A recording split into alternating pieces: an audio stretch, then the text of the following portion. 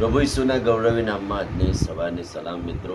પ્રભુનો આભાર માનીએ છીએ કે ગત સપ્તાહ દરમિયાન અનિવાર્ય સંજોગોને કારણે પ્રભુનું વચન આપી શકાયું નથી. પણ હવે આ સપ્તાહથી આપણા વિષયો તરફ આપણે જઈશું. આપણે પવિત્ર પર્વતો વિશે અભ્યાસ કરીએ છીએ અને ગત સપ્તાહમાં એટલે કે આ દિવસોમાં આપણે જૈતુનના પહાડ વિશે ઘણી બધી વાતો જોઈ હતી. જૂના અને નવા કરારમાં એની જે નોંધ કરવામાં આવી છે એ આપણે જોયું હતું. હવે આ જૈતુનના પહાડ વિશે આગળ થોડીક વાતો આપણે જોવા માગીએ છીએ. મેં કહ્યું કે આ પહાડ ઉપરથી પ્રભુ ઈસુ ખ્રિસ્તના જે છેલ્લા દર્શન અથવા તો અહીંયાથી એમનું સ્વર્ગારોહણ થયું અને 11 શિષ્યો કે જેઓ એમની સાથે હતા તેઓ પણ આ છેલ્લી સંગતમાં પ્રભુ સાથે રહ્યા અને ત્યાંથી એક આદેશ પ્રભુએ આપ્યો કે તમે જાઓ અને સર્વ દેશનાઓને બાપ પુત્ર અને પવિત્ર આત્માના નામે સુવાર્તા આપતા જાઓ, શિક્ષણ આપતા જાઓ, બાપ્તિસ્મ આપતા જાઓ. અને આ પહાડ પરથી ઉતરીને શિષ્ય ઉપલી મેળી પર ગયા અને ઉપલી મેળીથી યરૂશાલેમને આખા વિશ્વ અને જગતને તેઓએ હચમચાઈ નાખ્યું ને ખ્રિસ્તી ધર્મની જાણે કે સ્થાપના થઈ, મંડળીની સ્થાપના થઈ, વિશ્વાસીઓનો વિશ્વાસ મજબૂત બન્યો, એ ઇતિહાસ કહેશો. અને એટલા માટે આ પહાડ જૈતુનનો પહાડ એને પવિત્ર પહાડ પણ કહેવામાં આવે છે.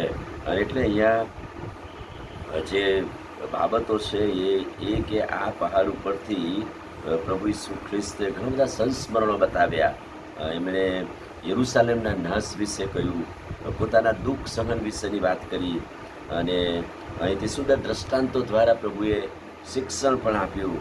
અને ઘણી બધી વાતોથી અલિપ્ત રહીને પ્રભુ રાતોની રાહત આ પહાડ પર આવે અને આરામ કરે, સ્વસ્થ થાય.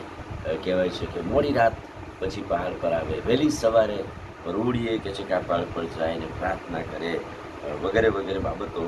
અને અહીંયાથી હવે જે પહાડ વિશે લોકો કહે છે અને શિષ્યો 4 વાતોમાં 4 ભાગમાં પહાડને વહેંચવામાં આવે છે. પહેલો ભાગ એને ગાલિલનો પહાડ કહેવામાં આવતું હતું. પ્રેરિતોના કૃત્ય 1 ને 11 જ્યારે 2 દૂતો અહીંયા દેખાયા ત્યારે એવું લખ્યું છે કે ગાલિલના માણસો અહીંયા ગાલિલના પહાડ તરીકે, કારણ કે આ પહાડ પર શિષ્યો જાણે કે નિરાશ થઈને બેસી રહેલા ઈસુ ગયા પછી ત્યારે દૂતોએ આવીને કહ્યું કે ઓ ગાલિલના માણસો, એટલે કે એને ગાલિલનો પહાડ પણ કહેવામાં આવે છે. બીજું, તેને સ્વર્ગારોહણનો પહાડ કહેવામાં આવે છે. કેમ કે અહીંયાથી પ્રભુ ઈસુ ખ્રિસ્ત એ ઉપર લઈ લેવામાં આવ્યા. લુકની લખેલી સુવાર્તા 24મો અધ્યાય અને 51મું વચન. અને એટલા માટે એને અહીંયા સ્વર્ગારોહણનો પહાડ પણ કહેવામાં આવે છે. ભવિષ્યવાદીઓનો પહાડ કહેવામાં આવે છે.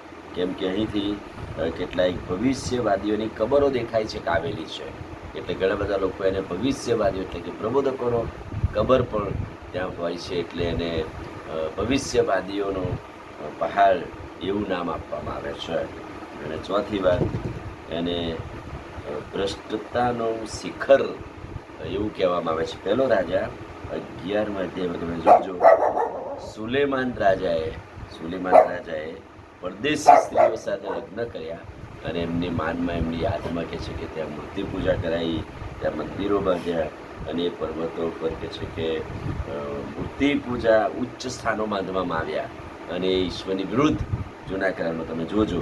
અને એટલા માટે એ વાતને લીધે એને ભ્રષ્ટતાનું શિખર એવું નામ આપવામાં આવ્યું.